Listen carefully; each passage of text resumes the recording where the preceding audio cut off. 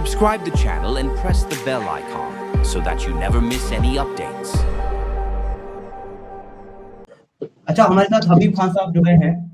हबीब खान साहब से बात करते हैं। हबीब खान साहब, आप मुसलमान हैं? जी, अस्सलाम वालेकुम। अल्हम्दुलिल्लाह। वालेकुम अस्सलाम व रहमतुल्लाहि व बरकातहू। तो हबीब खान साहब, मैंने जितने एतराज रखे हैं अपने आज की स्ट्रीम पे, जितनी बातें मैंने रखी हैं, आप उनके बारे में क्या सोचते हैं? आप मेरी बात से अग्री करते हैं या डिसएग्री करते हैं?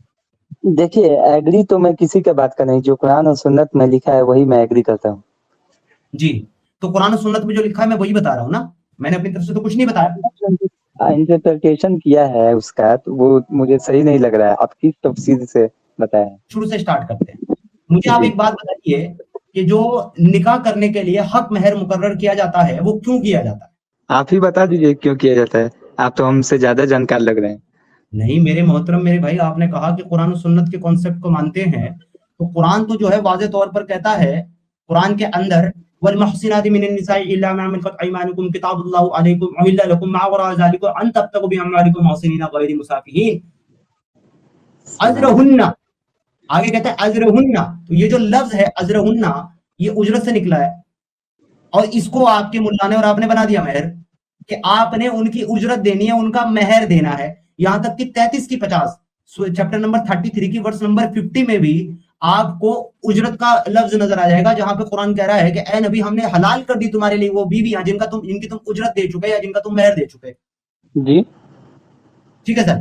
तो मुझे बताइए, मैं ये पूछना चाह रहा हूं कि ये जो लफ्ज उजरत है, जिसका मतलब होता है मजदूरी, तो ये महर जो आप लोगों ने बनाया है, आप ये महर एक मर्द से ये औरत क्यों वसूल करती है? किस काम के लिए वसूल करती है? उसका हक है इस्लाम में, तो दिया जाता है किस चीज महर। के लिए? नहीं, किस चीज के लिए हक है? क्या काम है ऐसा जिसकी वजह से उसको वो हक दिया जाता है? यही तो सवाल है हबीब खान साहब। यही तो खूबसूरती है इस्लाम का।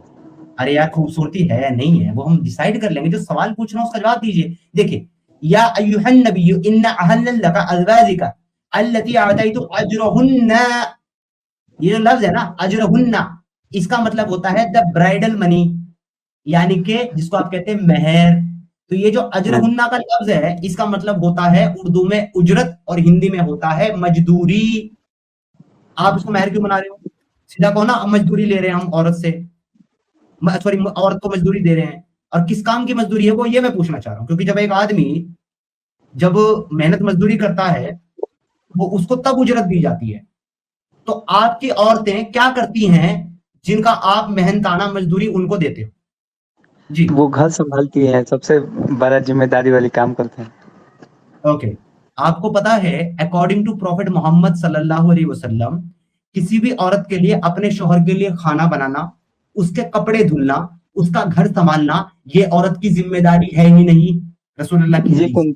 बिल्कुल नहीं, जिम्मेदारी साथ में है, मतलब मर्द भी मैं कर कह सकता रहा है, हूं, औरत भी। अगर मैं आपको ये हदीस दिखा दूं आपके रसूलुल्लाह की, कि शादी के बाद किसी औरत की जिम्मेदारी अपने शौहर के लिए खाना बनाना, उसके कपड़े धुलना, उसका घर संभालना उसकी जिम्मेदारी नहीं है, फिर आप क्या क्यों करेंगे? ऐसा आप कह रहे हैं? हजरत आयशा क्या खाना नहीं बनाती थी? अरे सारी बीवियां बनाती हैं भाई, सुनो, सारी बीवियां बनाती है, दुनिया की हर बीवी बनाती है, मगर ये वो प्यार में करती है, उसकी जिम्मेदारी नहीं है। रसूल अल्लाह ने कहा कि उसकी जिम्मेदारी नहीं है तुम्हारे लिए खाना बनाना, तुम्हारे कपड़े धुलना। तो अगर वो बोले भी हैं तो ये इक्वलिटी के लिए बोले हैं। हाँ, तो इक्वालिटी के बोलिए, बोले या कैसे बोले वो बाद में जाएंगे। मैं कहता हूँ ये अच्छी बात है, ये अच्छी बात बोली है रसूलुल्लाह ने, इसको मैं अप्रिशिएट करता हूँ। मगर आपका जो स्टेटमेंट है कि जी उससे उजरत जो है वो इस बात की दी जा रही है कि वो खाना बनाती है और कपड़े धुलती है, तो इस बात की उजरत नहीं दी जा रही, क्योंकि ये काम तो करना उसकी जिम्मेदारी है ही नहीं। तो आपकी बात कॉन्ट्रडिक्ट हो गई ना रसूलुल्लाह की इस बात से। आप मुझे अच्छा, तो बताइए कि उजरत क्यों दी जाती है, किस काम के लिए उजरत दी जाती है? सीधा बिल में घुसिए, इधर उधर मत भागिए। दे भी दिए तो क्या गलत हो गया? अरे गलत ये सही तो, तो बाद में डिसाइड करेंगे, पहले ये तो पता चले कि दिया किस लिए जा रहा है। गलत सही तो तब डिसाइड करेंगे ना। तो आप बताइए ना किस लिए दिया जा रहा है, फिर हम बताएंगे। आपको नहीं पता किस लिए दिया जा रहा है? आप बताइए, पॉइंट ऑफ व्यू क्या है आपका? सूरा अहजाब की आयत नंबर 85 बता देती है किस लिए दिया जा रहा है। देखिए, O prophet, we had made lawful for your wife to whom you have paid their full dowries as well as those bound women in your possession। ए नबी, हमने तेरे लिए हलाल कर दी तेरी वो बीवियां कि तू उनके साथ हम नहीं करे जिनका तू महर दे चुका। तो क्या पता चला महर किस काम के लिए दिया गया?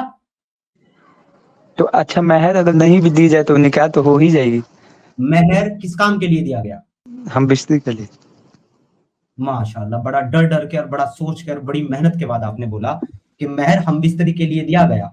अब मुझे तो क्या ईमानदारी से ये दिक्कत? बताओ, ठीक है तो बता रहा हूँ ना क्या दिक्कत। तुम एक हायर करते हो, उसे बुलाते हो कि मेरे साथ आकर के सो जा, वो कहती है 5,000 रुपए लूंगी, तो कहता है ठीक है 5,000 दूंगी। तुम उसे 5,000 रुपए देकर के साथ सो जाते हो रात को, कोई दिक्कत है? तो वो निकाह तो नहीं ना होती है उससे। अरे रुको ना, अभी मैं सिर्फ ये पूछ रहा हूँ, मैंने कब कहा निकाह होती है? मैंने कहा बिल्कुल निकाह नहीं होती, सिर्फ उजरत दी गई है, तो कोई दिक्कत है इसमें? दिक्कत तो बिल्कुल है, क्या बहुत दिक्कत? हराम है, नाजायज है। वो हराम है, वो नाजायज है। तो एक बात बताओ, जब तुम्हारे लिए को पैसे देकर के उसके साथ सोना हराम है और ये गलत काम है, गंदा काम है, तो अपनी बीवियों को के लिए तुम जो उजरत देते हो वो कैसे सही है? क्योंकि उससे निकाह तो नहीं ना होती है कॉलगत से। अबे बीवी का डंगर, निकाह निकाह एक मिनट, निकाह कैसे होता है? पहले तू मुझे निकाह का तरीका बता, कैसे होता है? और कुरान से बता, कुरान ने क्या तरीका बताया निकाह करने का? ये तो नहीं मालूम, लेकिन आमतौर पे निकाह कबूल है 3 बार होती है। आम और तौर पे क्या होता है वो छोड़ दो, ये जो तुम्हारा मुल्ला आता है पोथा लेकर के और टोपी संभाल करके और दाढ़ी पे हाथ फेर करके कहता है अल्हम्दुलिल्लाह अल्हम्दुलिल्लाहिल्लज़ी हदाना लिहाज़ा वमा कुन्ना लिनहतदिया लौला अन हदाना अल्लाह व नशहदु अल्ला इलाहा इल्लल्लाहु वहदहु ला शरीका लहु व नशहदु अन्ना मुहम्मदन अब्दुहु व रसूलुहु अन निकाह मिन सुन्नती। तो ये जो पढ़ता है तुम्हारा मौलवी आकर के, जिसको तुम निकाह कहते हो, ये कुरान और हदीस कहां से साबित है कि ये पढ़ना है मौलवी को आकर के निकाह के लिए? किधर लिखा कुरान है? और हदीस तो बहुत कुछ साबित नहीं है, तो इसका मतलब आदमी नहीं पढ़ सकता है फिर क्या? इसका मतलब जो कुरान और हदीस से ला साबित इलाहा, नहीं है, अच्छा एक पहला कलमा मिनट, नहीं है। हाँ, जो कुरान और हदीस से साबित नहीं है वो इस्लाम है कि बिदअत है? क्या है वो? बिद्दत है तो हम बिद्दत को नहीं मानते हैं। तो फिर तुम जब इस्लाम और हदीस से जब जब ये काजी का निकाह पढ़ना साबित नहीं है, तो तुम ये बिदअत क्यों फॉलो करते हो और इसको हलाल कैसे मानते हो फिर जब ये साबित नहीं है? नियाज फातिहा भी तो बिद्दत है, लेकिन फिर भी लोग करते हैं ना प्रैक्टिस। अरे दूसरी चीज पे मत जाओ, मैं कोई यहाँ देवबंदी बरेलवी की लड़ाई थोड़ा ना कर रहा हूँ, नियाज फातिमा पे बात करूँ और मजारों पे बात करूँ। मैं कह रहा हूँ आपसे, जब आप ये कह रहे हो कि निकाह होता है इसलिए हलाल है, तो ये जो निकाह का तरीका तुमने बनाया हुआ है ये कुरान और हदीस से साबित ही नहीं है, तो ये हलाल कैसे है? अब वापस आओ उसी टॉपिक पे। अब मुझे इसके अलावा फर्क बताओ, क्या है कि मैं एक को जो है हायर करूं पैसे देकर, और तुम जो है अपनी बीवी को महर देकर के उसके साथ अय्याशी करो, इन दोनों में फर्क क्या है? तो आप पहले कुरान और हदीस से साबित तो करें निकाह का तरीका, तब ना बताएंगे। भाई निकाह का तरीका कुरान हदीस से साबित है, अभी अभी मैंने चार चार चार पांच आयतें दिखाई हैं। एक एक वली चाहिए औरत का, औरत की तरफ से जो इजाजत देगा, 2 गवाह चाहिए और 2 अजवाज चाहिए, यानी कि मियाँ बीवी जो इजाब को कबूल करेंगे। वो कहते हैं कि मुझे तेरे साथ निकाह कबूल, तेरे साथ निकाह कबूल है, वो कहती है मुझे तेरे साथ निकाह कबूल है, हो गया निकाह। यही है कुरान से, हो गया। और कुछ नहीं है। तो हुजूर सल्लल्लाहु अलैहि वसल्लम बोले भी है कि निकाह को आम करो, जिना को। हाँ हाँ, अब इसमें जो है एक चीज ये आ जाती है कि जब वो वली जो है जो निकाह करता है अपनी वलद का, तो वो ये कहता है वली वलद का निकाह करते हुए कि भाई मेरी ये बेटी या मेरी ये भतीजी या मेरी ये बहन मैंने तेरे निकाह में दी बाएवज इतने महर के, कि तू इतनी रकम जो है इतनी उजरत इसको चुकाएगा, मेरी बहन को, मेरी बेटी को और मेरी बीवी को, फिर तू इसके साथ निकाह कर सकता है, यानी हम बिस्तरी कर सकता है। ये है निकाह का तरीका। तो यही तो पूछ रहा हूं, क्या फर्क है तुम्हारे अपनी बीवियों को महर दे करके उनके साथ अय्याशी करने में और मेरे किसी लड़की को किसी को हायर करके पैसे दे के उसके साथ अय्याशी करने में? क्या फर्क? तो उसको जो मर्जी दी जाती है तो वो भी औरत अपनी मर्जी का का हक। भाई निकाह में सुनो भाई, निकाह में वली होता है, उसको भी भेजने वाला उसका कोई दलाल होता है, उसको निकाह में लड़की की मर्जी होती है, आने वाली की भी मर्जी होती है। क्या डिफरेंस है दोनों में बता? तो मर्जी तो रहती है ना निकाह में, आप अभी बोले ना लड़की का मर्जी होती है। ये तो जो होती है जो कॉल, वो भी अपनी मर्जी से ही आती है, उसको कोई जबरदस्ती उठा के नहीं लाता भाई। तो क्या डिफरेंस है दोनों में? तो ऐसे तो आप कोई भी धर्म का निकाह या फिर शादी का रस्म तो नहीं मानेंगे। हेलो, सारे धर्म गलत है, तुम्हारा इस्लाम सच्चा है, तुम उस पर बात करो। तुम अपना अच्छा साबित करो ना, तुम्हारे लिए तो सारे धर्म गलत है, झूठे हैं, सारे खुदा झूठे हैं, तो तुम अपने सच्चे पे बात करो ना, अपने सच्चे को अच्छा साबित करो भाई, ऐसा क्यों ले रहे हो? इसलिए ना बोले कि हमारे हुजूर सल्लल्लाहु अलैहि वसल्लम बोले निकाह आम करो, जीना मुश्किल करो। दूसरे धर्म में महर और उजरत जैसी कोई चीज है शादी में? तुम्हें नजर आई आज तक कि कोई रकम देकर के कोई अपनी बीवी के साथ सोता हुआ नजर आया हो किसी धर्म में तुम्हारे अलावा? तो उसके लिए अगर फाइनेंशियल हेल्प कर भी दी जाए तो क्या दिक्कत है भाई आपको? जब उसने शादी कर ली और उसकी जिंदगी भर की जिम्मेदारी उठा ली, उससे बड़ी फाइनेंशियल हेल्प क्या होगी? उसको अलग से पैसे दे करके में कौन सी फाइनेंशियल हेल्प नजर आ रही है भाई तुम्हें? तो पैसा अगर दे दिए तो दिक्कत क्या है, आप ये नहीं बता रहे हैं? दिक्कत नहीं है, मैं ये पूछ रहा हूं कि तुम जो ये मजदूरी दे करके औरत के साथ अय्याशी कर रहे हो, इसमें और कॉल घर में फर्क क्या है? बस मैं ये जानना चाह रहा हूँ, वो फर्क नहीं बता पा रहे हो आप मुझे। तो अब एक बात बताइए, मेहर नहीं दी जाए तो निकाह नहीं होगी? आप ये बताइए। नहीं होगी, नहीं कर सकते तुम हम बिस्तरी बगैर मेहर दिए, ये कुरान का हुक्म है। कहाँ से आप ला दिए ये बात? भाई तुम्हारे सामने लिखा हुआ है, आप वेद खोल में करके पढ़ो इस आयत को। कभी तुमने, एक मिनट, तुमने कभी कुरान पढ़ा है अपनी जबान में? तुम मुझे आकर के बता रहे हो कि कुरान और हदीस को सही मानता हूँ, कभी तुमने अपनी जबान में, अपनी लैंग्वेज में, मेरे दोस्त, मेरे प्यारे भाई, कभी कुरान और हदीस को पढ़ा है? जी पढ़ा है। ओके, ये जो सामने तुम्हारे आयत है, सूरह अहज़ाब की आयत नंबर 50, जरा पढ़ के बताओ कौन सी बीवी हलाल की हलाल है? इंग्लिश में कि उर्दू अरबी में?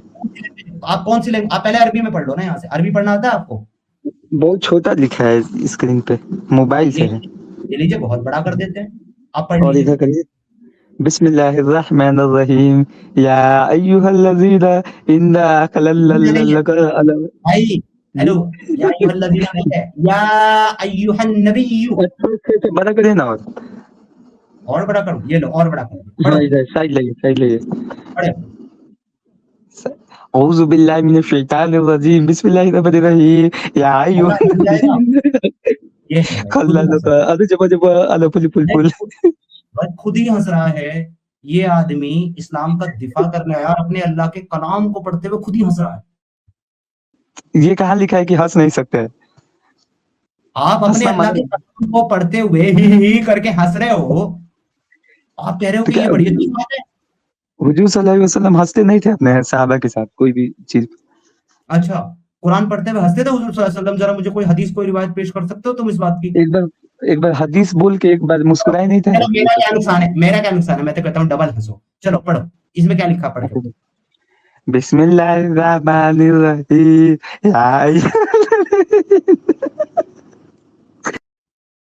पढ़ो यार, यू इडियट। पढ़ो यार, जा, पहले जाकर के पढ़ के आ।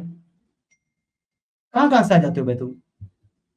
इस्लाम का दिफा करने आते हो, इस्लाम को जलील करने आते हो तुम लोग।